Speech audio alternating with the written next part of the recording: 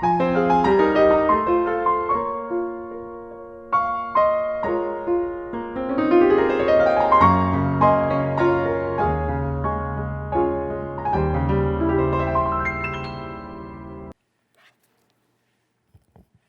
of all, I'd like to extend greetings from Niagara Falls, New York, and the territory of the Buffalo Bills. And you know, when I got off the plane yesterday evening, I thought I was in a heat wave. Believe me, it's very cold up there. Well, you know, we gather almost a week before Christmas, and you want to hear something about a novena that talks a little bit about our journey, our story, and I think each Christmas we really do want to listen to this story. We want to hear it, we want to know it, we want it told once again, because we want to come to know the love that actually has gifted us in Jesus, Emmanuel. We come to Bethlehem again because we want to encounter the compassion and mercy of God born into the cold and harshness of a winter's night, and sometimes, you know, of the human heart as well. We come because Jesus comes into our condition, a condition that we don't like, because it talks about sometimes our weakness, our dependency, our vulnerability, our poverty. We come because his only power will be the touch of a love that includes others, that feeds others, that heals others, that forgives others. We come because, like Mary and Joseph, and we heard today, Zechariah and Elizabeth, we want to know who's going to be the giver of peace and grace. We want to know the one who's going to gather our songs, our voices together to sing and to remember these songs of hope and justice and joy, don't we? We come to hear God once again sing us that song of salvation and redemption, a song that was first sung to Mary through the angel Gabriel and then to Joseph in his dreams. At Christmas, we hear this song through angelic and shepherd voices.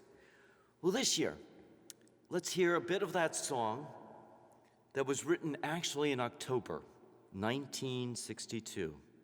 And if anyone remembers back in 1962, you'll know that this song really was a plea for peace during the Cuban Missile Crisis. Do you see what I see?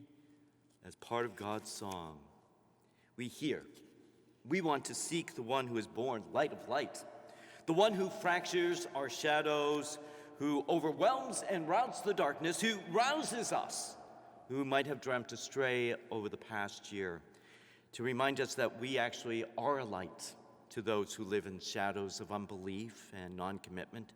We come to be a light because Jesus is our light to those who are absorbed in the darkness of fear. We come because our God says to us once again that this child is born, that he will be a sign that you are never going to be alone, that you are not going to be forgotten. Bethlehem is your home, and it is there that you will see, encounter, and touch Jesus, Emmanuel, who God is with you every time that we gather for Eucharist. And you know what? God's Christmas song doesn't stop there, does it? No. Do you hear what I hear? A song about the Word who becomes flesh to dwell among us. A word of mercy, a word of compassion, a word of healing and hope for us. A word of forgiveness of sins and inclusion at the Lord's table. A word to the weak and to the vulnerable, the poor, the needy, the hearts that ache with loss and grief. The bodies that are broken with illness and suffering, the minds and the hands that have been chained and barred, and those who have been left out of the inn. God says, once again, I hear. I am at your side because I become like you. And I am going to draw the word of my Son into the pictures of your lives and conditions now and for all time. And God, doesn't stop the Christmas song there, does God? No. Do you know what I know? It's about a child who's going to lead us on the way, a child who is a sign and a pathway to the kingdom, because we're called to become like children, a child who calls us back into innocence of knowing this God so wonderfully close to us, a child whose goal is going to bear the brunt of political expediency and the coldness of those who prey on young minds, hearts, bodies, and souls, a child who braves anger's oppression to cease and the sickness that twists religion into hate-filled propaganda, whereby then on the cross, that which is lost would be found. To this child, we don't bring silver or gold, but we bring our hearts that truly want to hold on to what he speaks to us on Christmas morn. In your face, I will see a reflection of my own. But God's Christmas song doesn't stop there, does it? Listen to what I say. Pray for peace, people everywhere. Peace. Isn't that what we want on Christmas?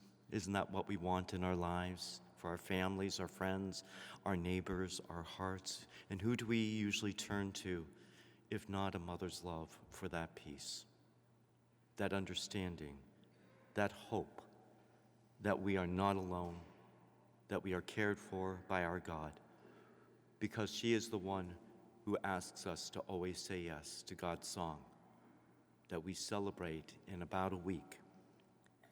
We are the people that he came for, that she said yes to, so that we would be the people he hoped we would always be.